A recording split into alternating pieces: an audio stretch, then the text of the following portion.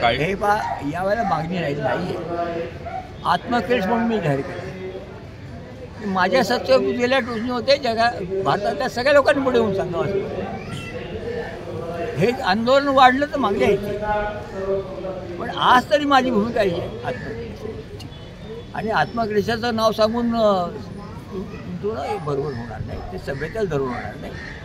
पण माझ्यासारखं तुम्ही जे प्रश्न मांडतायत त्या प्रश्नांच्यावर माझ्यासारखा मुख्य स्वस्त बसणार नाही एवढी तुम्हाला वयाची आट करून स्वस्त बसणार नाही. कारण मुलांनाही मला सांगायचं आहे, तुमचा प्रश्न जिवंत आहे, शेतकऱ्यांचा प्रश्न जिवंत आहे, सगळ्या प्रश्नांवर मी लढतो. तुम्हाला माझं जीवन मी माझा कीर्तन हे सांगणार, तुम्ही त्याची साक्षीदार आहात. पण मला असं वाटतं माझं हे कर्तव्य आहे लोकशाही नागरिक म्हणून. सरकार चुकत असेल तर त्या सरकारला वेळी सांगितलं. पेशव्यांच्या याच्या न्यायाधीश सांगतात, त्यांचं नाव काय, पेशवेकाळाचे न्यायाधीश रामशास्त्री प्रभूने प्रभूंचं उदाहरण घेतलं जातं. ते काही फौज गेलो होतं, पण ते एकट्याच पेशव्यानं सांगितलं तुमचं चूक आहे. आणि इतिहासात त्यांचं नाव नोंद झालं. माझं नाव इतिहासावर नोंद करण्यासाठी मी करत नाही, माफ करा. मी उदाहरण दिलं अर्थात तो नाही आहे, पण माझं म्हणणं आहे आपल्याला वारसा आहे. द्रौपदीच्या वस्त्रहरणाच्या वेळेस तिला कोण साक्षीदार कोण माहिती आहे. आज देशामध्ये लोकशाहीचा अक्षरशः वस्त्रहरण सुरू झालेलं आहे. आणि रोज नवे नवे उपाय करून त्या लोकांचे अधिकार काढून घेतले जात आहेत आणि नवीनच काही केले जात आहे. या प्रक्रियेकडे लोकांचं लक्ष वेधण्यासाठी गांधींचा आत्मकेंद्राचा मार्ग पोचतो. मला खंत वाटते आता लोकांनी उठलं रस्त्यावर आले पाहिजे असं म्हणणे.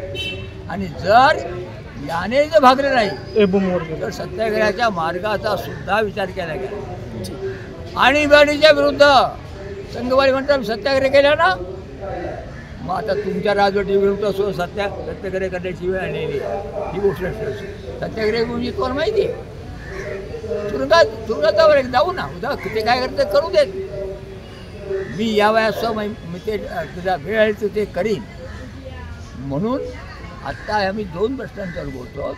एक तर जो निवडणुकीच्या काळात पैशाचा खुळखुळा सरकारी खुळखुळा वाजला.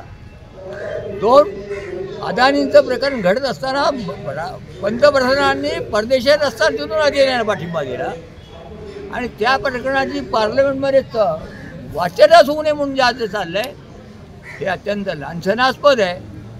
त्याच्या विरुद्ध आवाज उठवण्याचा आमचा थोडासा प्रयत्न आहे. आणि सत्यमेव जयते सांगणारे ज्योतिराव फुले आणि घटना दिनाच्या दिवशी आम्ही करतो की त्या पावसामुळे घटना दिली त्या घटनेचा अधिकार वापरून आम्ही ते करतो आहोत. किंवा त्याच्यापेक्षा जास्त काय सांगणार.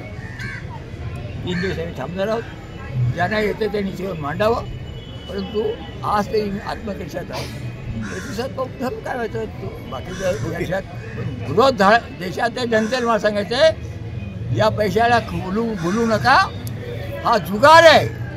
हा जुगार तात्काळ थांबवला पाहिजे. काय वाटण्याच्या वर्षी थांबवलं पाहिजे असं मला वाटतं. धन्यवाद. जिंदाबाद.